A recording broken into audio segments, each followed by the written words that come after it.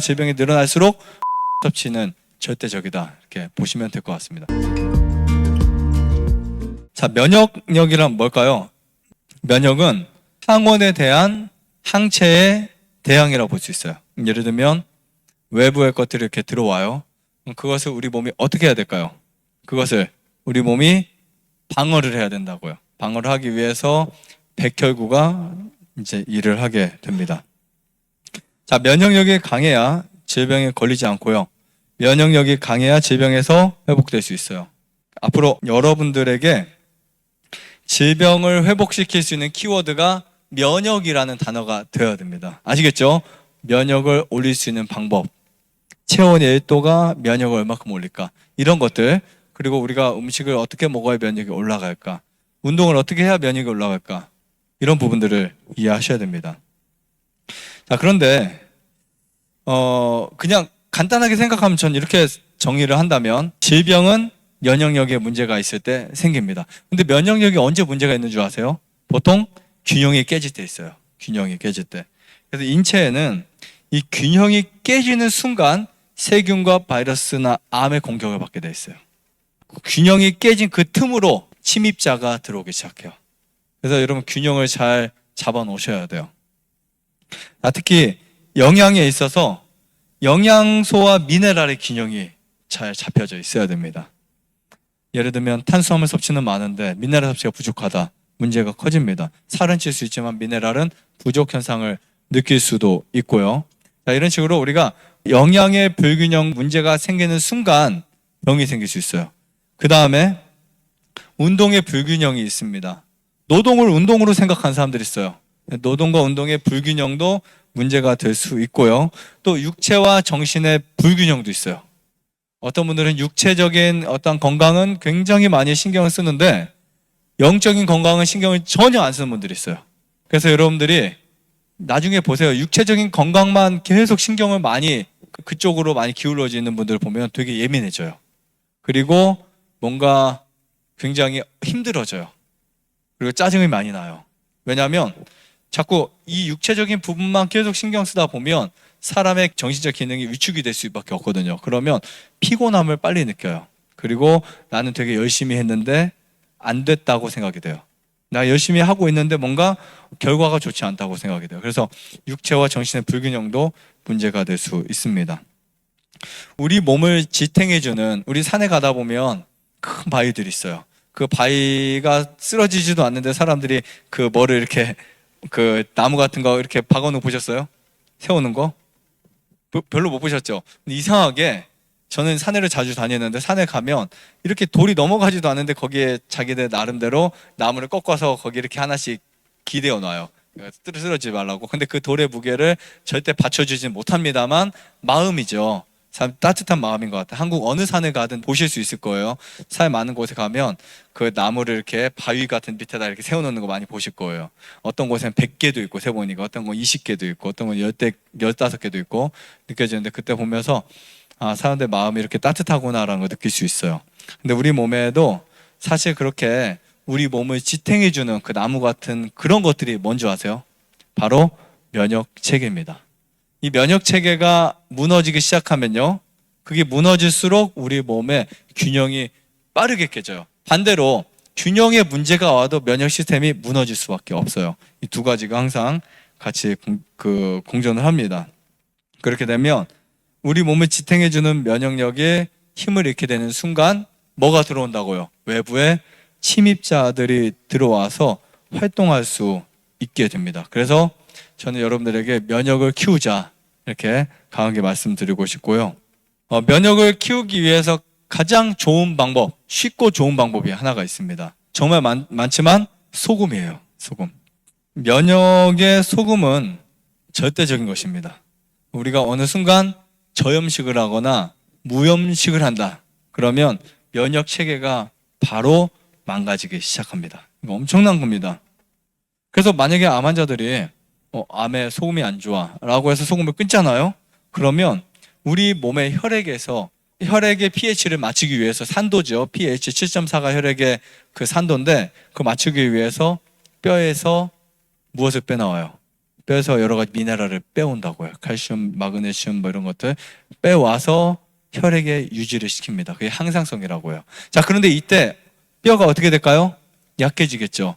그때 암이 뼈로 전이될 확률이 정말 높다라고 보시면 될 것 같습니다. 그래서 소금을 섭취한다라는 말은 미네랄을 섭취한다라는 뜻이에요. 자, 우리가 NaCl이라고 하는 이 나트륨 있죠. 염화 나트륨이라고 하죠. 우리가 보통 소금이라고 하면 그냥 단순 나트륨으로만 생각할 수 있지만 우리가 기대하는 소금의 미네랄은 나트륨만이 아닙니다. 여러분들이 드시는 미네랄 소금이어야 돼요. 그래서 거기에는 소금물이 그 원형, 소금물이 갖고 있는 모든 그 영양소들 그대로 있어야 됩니다. 그 중에 마그네슘. 우리는 보통 간수 빠진 소금이 되게 좋다고 생각해 왔어요. 맛은 좋을 수 있어요. 쓰지 않으니까. 근데 간수 빠진 소금이 절대로 좋은 소금은 아닙니다. 마그네슘이 부족하게 돼요. 그래서 여러분들이 반드시 그대로 먹을 수 있는 소금을 찾으셔야 돼요. 바로 미네랄 소금이고요. 이 저염식을 하는 사람들이 기력이 상실되지만 결국은 미네랄이 부족하게 되고요. 그러나 면역이 떨어질 수밖에 없는 상황에 생기게 됩니다. 예전에 우리는 소금을 어디서 얻어오죠? 바다에서.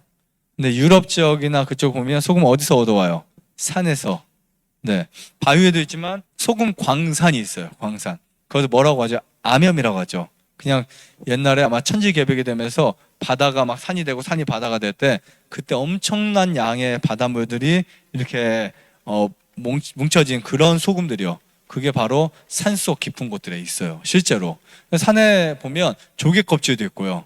또 백월산만 올라가도 그 여감 있죠. 여감. 그 냇가에 있는 돌과 진흙이 뭉쳐진 돌, 그 여감이라고 하거든요. 그러니까 산 꼭대기들에 바다, 강 이런 데 있었던 것들이 그런데 정말 많습니다. 한국에도 그렇고 외국엔 심지어 조개 껍질도 많아요. 조개 껍질. 그렇게 소금이 만들어 소금 광산이 있는데 바다에서 온 거예요. 원래요. 산에서 그런 소금이 있을 수가 없어요. 근데 이 소금을 이제 광부들이 캐잖아요. 캐는데 보통 한국에는 뭐 석탄, 그죠? 석탄을 캐고, 근데 석탄을 캐든 아니면 미네랄 광산을 캐든 그런 거 캐 때 사람들이 어디가 망가져요? 보면 폐가 망가지죠. 그 진폐증 혹은 또 그 가루들이 날라와서 폐를 완전히 망가뜨립니다. 자, 그런데 소금 광산에 가서 일하는 사람들은 오히려 몸이 건강해졌대요. 오히려 신기하지 않아요? 그래서 그 힘든 노동, 채굴이 계속되어서 광부들이 여기서 뭐 나중에 살면서 아예 근처에 교회도 짓고 집도 짓고 그 산속에다가 그러면서 거기에서 이제 뭐 처음엔 열을 캐러 들어갔다가 그냥 한 달, 1년, 2년, 막 10년 이렇게 캐잖아요. 그러면서 거기에 살면서 몸이 되게 좋아지는 거예요. 근데 어떤 광부들도 몸이 좋을 수가 없습니다. 사실은 건강할 수가 없어요. 특이한 사람이 있는 한, 하지만 이쪽에 소금을 캐는 사람 다 건강한 거예요. 알고 봤더니 소금을 속에서 호흡을 하고 그것을 먹고 힘들면은 석탄은 먹을 수 없잖아요. 그죠? 힘들면 그냥 소금 이렇게 아작아작 씹어 먹고 그러면서 이제 그 소금 먹으니까 힘이 또 나요, 안 나요? 나니까 또 일하고 하다 보니까 이제 건강해졌다는 것을 알려져서 유럽에는 뭐가 입증되었냐면 소금 치료가 입증되었었어요. 그래서 이것을 바탕으로 오늘날 유럽의 폐소금 광산을요, 아예 통째로 잘 구조해가지고 거기 들어가서 찜질처럼 호흡하고 하면은 폐가 건강해지는, 폐 질환에 많이 걸리거나 안 좋은 사람들에게 그런 데 가서 있게 합니다. 실제로 그렇게 만들어가지고 돈을 내기도 하고 그렇게 활용을 하고요. 그래서 효과를 체험한 사람들이 우리가 생각한 것보다 엄청 많이 있습니다. 이렇게 소금도 호흡기에 굉장히 좋다 알려졌습니다. 자, 그런데 서해 바다나 동해 바다 이렇게 우리가 있는 바다에는 좋은 소금들이 많이 있습니다. 최소한 여러분들이 물에 타서 약으로 먹을 정도의 소금이라면 해양 심층수를 드셔야 돼요. 해양 심층 소금. 그 소금은 그냥 100% 소금물을 그냥 그대로 수분만 날려서 만들어준 그 제품이다 보니까 정말 이 소금처럼 완벽한 구조의 소금이 세상에 없습니다. 그리고 해양 심층수는 전 세계적으로 가장 깨끗한 물이라고 보시면 돼요. 바다에 깊이 있는 물이 다 깨끗한 게 아니고 해양 그 바닷속에 강 같은 그 해양 심층수 길이 있어요. 그 길이 있는 나라가 전 세계적으로 몇 군데가 되지 않습니다. 그중에 동양 쪽에는 중국도 없고요. 아시아에서는 한국과 일본 대표적으로 해양 심층수가 나는 곳입니다. 이런 소금을 우리가 먹을 수 있다는 것도 사실 엄청난 복이라고 저는 생각이 됩니다. 그래서 여러분들이 면역을 올리고 싶다면 이 소금을 드시는데 소금을 물에 타서 드세요. 물에 타서. 물론 소금을 그냥 드셔야 되는데 물에 타서 드시면 흡수력이 훨씬 뛰어납니다. 흡수력이 뛰어나고요. 물에 타서 우리가 소금을 먹으면 입에서부터 소화관까지 각종 세균들이 빠르게 죽을 수 있어요. 그리고 소금 자체가 우리 몸에 혈액을 만드는 역할을 합니다.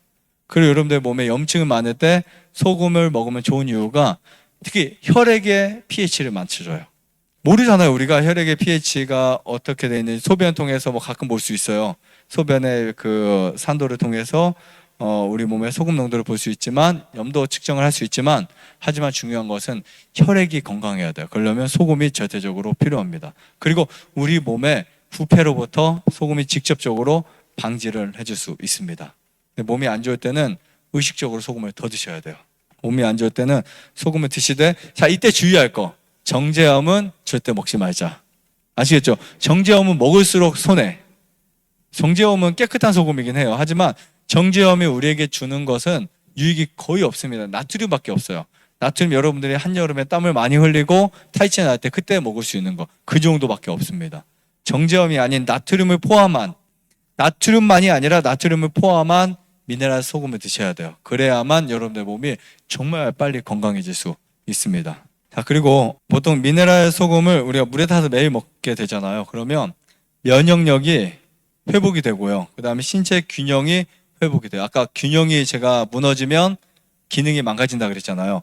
근데 소금물을 먹게 되면 기능이 회복이 되고 또 미네랄의 균형적인 이런 섭취를 통해서 우리 몸이 그때부터 체온이 올라가고 혈액 순환이 잘 되고 그 다음에 뇌가 건강해질 수 있다. 뇌 척수까지 건강해질 수 있다. 이렇게 보시면 될 것 같습니다.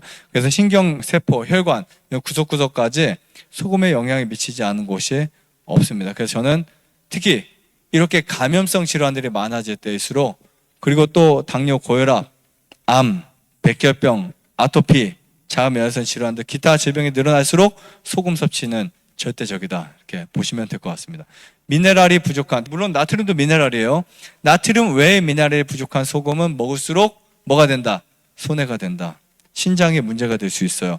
그러니까 여러분들 정제염을 먹는다는 것은 흰쌀이나 흰밀을 먹는 것과 똑같습니다. 그렇게 되면 신장 혼자 일을 해야 돼요. 신장 혼자 그 나트륨을 계속 내보내야 돼요. 근데 우리가 미네랄이 균형진 것들을 먹게 되면 신장은 일을 많이 안 해도 돼요.